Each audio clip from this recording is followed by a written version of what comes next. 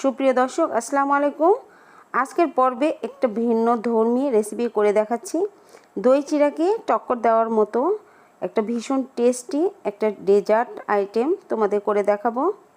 রেসিপিটির নাম হচ্ছে চিড়ার custard dessert. সারাদিন রোজা রেখে কলিজা ঠান্ডা করার মতো একটা রেসিপি। এই রেসিপি এক গ্লাস খেলে কিন্তু তোমাদের মন প্রাণ একদম ভরে যাবে।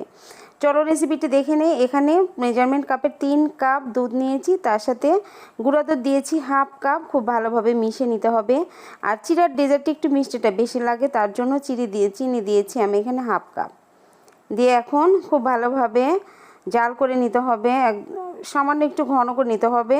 হাফ কেজির মতো জাল দিয়ে কিন্তু এটা করে নিতে হবে। এখানে নিয়ে নিয়েছি হাফ কাপ পানি, তার সাথে দিয়ে দিচ্ছি কাস্টার্ড পাউডার।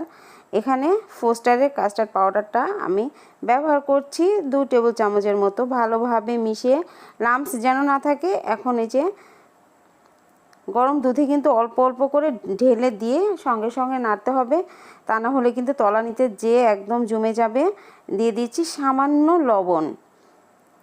সামান্য লবণ না দিলে কিন্তু মিষ্টিটা খেতে ভালো লাগে না। এখন খুব ভালোভাবে একটু জাল করে কাস্টার্ডটা একটু ঘন করে নিতে হবে, খুব বেশি ঘন হবে না। 3 কাপ দুধের জন্য এই যে 2 টেবিল চামচ কাস্টার্ডই যথেষ্ট। এর চাইতে কমও দেওয়া যাবে না, বেশিও দেওয়া যাবে না কিন্তু। এই যে যেরকম ঘনত্ব চাচ্ছিলাম ওই ঘনত্ব দেখে নামিয়ে নিলাম। এবার এখানে আমি চিড়াটা নিয়েছি 1 কাপ চিড়া। এখানে তোমরা সাদা চিড়া বা লাল চিড়া যে কোনো একটা চিড়া দিয়ে এটা করতে পারো। চিড়ার ভিতরে অনেক ময়লা থাকে, ধান থাকে আর কি। সেগুলো ভালোভাবে পরিষ্কার করে আমি ধুয়ে সামান্য একটু পানি দিয়ে ভিজিয়ে রেখেছিলাম 20 মিনিটের জন্য। দেখো এই যে পানিটা সম্পূর্ণ টেনে নিয়েছে, অথচ পানি নেই। চিড়াটা একদম নরম হয়ে গেছে, এরকমই চাচ্ছিলাম। আর দেখো এই যে কাস্টার্ডটা নেড়ে নেড়ে কিন্তু একদম ঠান্ডা করে তারপর ডিপ ফ্রিজে রেখেছিলাম 2 ঘন্টার জন্য। একদম ভীষণ ঠান্ডা হয়ে গেছে এখন, আইসক্রিমের মতো। এখন দেখো এই যে 1 কাপ চিড়া যে ভিজিয়ে রেখেছিলাম সেই সম্পূর্ণ চিড়াটাই কিন্তু এখানে আমি দিয়ে দিচ্ছি। 1 কাপ চিড়া লাগবে, 1 কাপ চিড়ার কম দেওয়া যাবে না। চিড়াটা কিন্তু খুব নরম হয়েছে। আর এখানে কিছু ফল কেটে রেখেছি, এখানে দিয়ে দিচ্ছি কলা।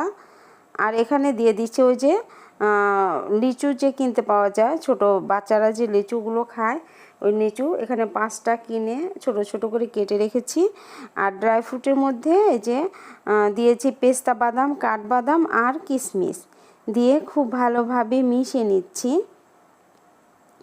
এটা খেতে কিন্তু ভীষণই টেস্টি হয়। আর একটু টেস্টি করার জন্য এখানে দিয়ে দিলাম 2-3 টেবিল চামচের মতো এখানে ভ্যানিলা আইসক্রিম। এটা না দিলেও চলে, না দিলেও খেতে ভীষণ টেস্ট হয়। আর থাকলে তোমরা দিয়ে দিতে পারো। খুব কম আইসক্রিম কিন্তু লাগবে, না দিলে এটা অপশনাল, এটা না দিলেও কোনো সমস্যা নেই।